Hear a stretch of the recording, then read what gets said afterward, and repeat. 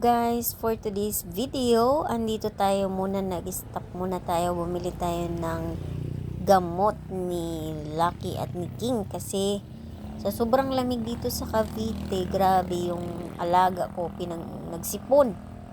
Kaya lagyan natin, parehas kaming tatlo ang sinipon.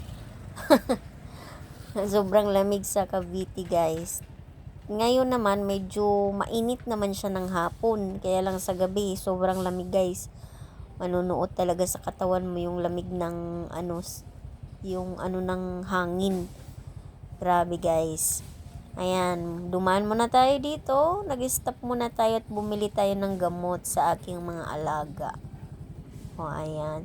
Bumili na rin ako ng pagkain para pag uwi ko ay may makakain na rin ako. Ayan.